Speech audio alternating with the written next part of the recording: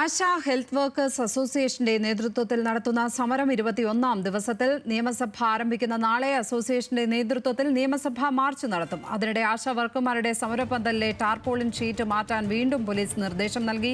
ഹൈക്കോടതി നിർദ്ദേശപ്രകാരമാണ് ഷീറ്റ് കെട്ടുന്നത് തടഞ്ഞത് എന്നാണ് പോലീസ് പറയുന്നത്. സമരക്കാർക്കെതിരെ കേസെടുക്കാനാണ് സാധ്യത. വിവരങ്ങളുമായി ഹാൻസ് ജോൺ ചേരുന്നു. ഹാൻസ്, സമൂഹത്തിന്റെ വിവിധ തുറകളിലുള്ളവരുടെ പിന്തുണ ആശമാരുടെ സമരത്തിന് കിട്ടിക്കൊണ്ടിരിക്കുകയാണ്. ആ പിന്തുണ വർദ്ധിക്കുന്ന ഒരു സാഹചര്യത്തിൽ കൂടി സമരത്തെ പൊളിക്കുവാനുള്ള നീക്കവും ഭരണകൂടത്തിന്റെ ഭാഗത്ത് നിന്ന് ഉണ്ടാകുന്നു എന്ന് വേണം മനസ്സിലാക്കാൻ. എന്തൊക്കെയാണ് പോലീസ് നടപടി ആശാ വർക്കേഴ്സിനെതിരെ ഉണ്ടായിരിക്കുന്നത്? ഏത് തരത്തിലൊക്കെ സമരം വിപുലപ്പെടുത്താനാണ് ആശാ വർക്കേഴ്സ് ആലോചിക്കുന്നത്?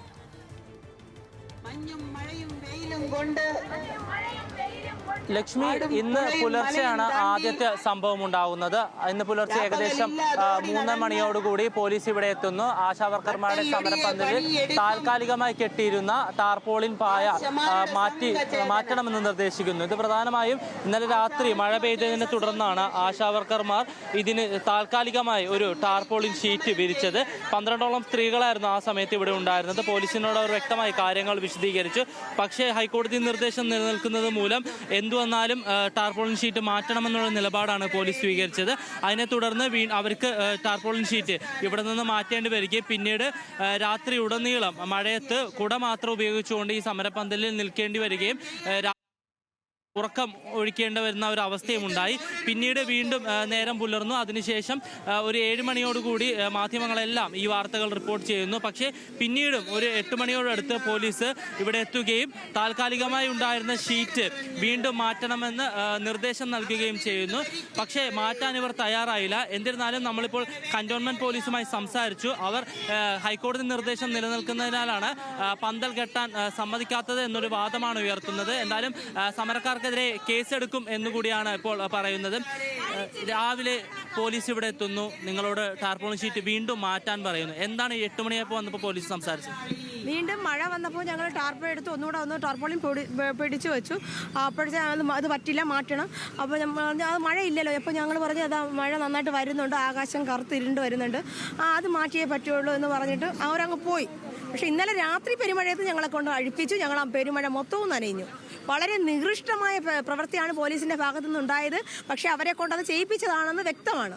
ഞങ്ങൾക്കറിയാം നാളത്തെ ഞങ്ങളുടെ നിയമസഭാ മാർച്ച് പൊളിക്കുക എന്നതാണ് ഭരണകക്ഷി നേതൃത്വം കൊടുക്കുന്ന ട്രേഡ് യൂണിയൻ്റെയും മാനദണ്ഡമെന്ന് ഞങ്ങൾക്ക് വ്യക്തമായി അറിയാം. പക്ഷേ ഞങ്ങൾ തീയിൽ കുരുത്തവരാ. മഴ നനഞ്ഞാലും വെള്ളപ്പൊക്കം വന്നാലും ഞങ്ങൾ അതിനെ നേരിട്ടവരാ. ഞങ്ങൾ അതിശക്തമായി സമരം മുന്നോട്ട് കൊണ്ടുപോകുക തന്നെ ചെയ്യും. അതിൽ നിന്ന് ഞങ്ങളെ ആരെയും പിന്തിരിപ്പിക്കാൻ ആർക്കും കഴിയില്ല. ഹൈക്കോടതി നിർദ്ദേശം നിലനിൽക്കുന്നുകൊണ്ടാണ് പന്തല് പൊളിച്ചു മാറ്റാൻ പറഞ്ഞതാണ് പോലീസിന്റെ വാദം. നിങ്ങൾക്കെതിരെ കേസെടുക്കാൻ സാധ്യതയുണ്ടെന്നും പറയുന്നുണ്ട്. ഞങ്ങൾ എന്തോ പന്തല് കെട്ടിയത്?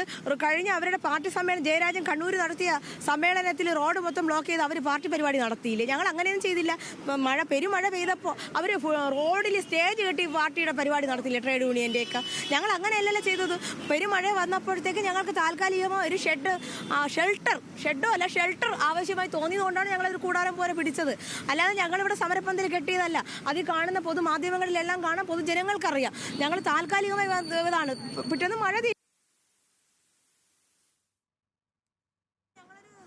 സമരപ്പന്തലായിട്ട് ടാർപോളിൻ കെട്ടി ഇവിടെ പന്തലിട്ടതല്ല. അതവർ മനസ്സിലാക്കണം. ലക്ഷ്മി, സ്വാഭാവികമായിട്ടുള്ള ചോദ്യങ്ങൾ തന്നെയാണ് സമരക്കാർ ചോദിക്കുന്നത്. ഭരണകക്ഷിക്ക് സംസ്ഥാനത്ത് എന്തുമാകാം, തങ്ങൾ സാധാരണ ഒരു ടാർപോളിൻ മഴ വീഴാതിരിക്കാൻ, മഴയത്ത് ഇരിക്കാതിരിക്കാൻ വേണ്ടി ഒരു ടാർപോളിൻ പിടിച്ചു വെച്ചതാണോ നിങ്ങൾക്ക് ഇത്ര വലിയൊരു സമരപന്തലായി തോന്നിയെന്നുള്ള സാധാരണ ചോദ്യം തന്നെയാണ് അവർ ഉന്നയിക്കുന്നത്.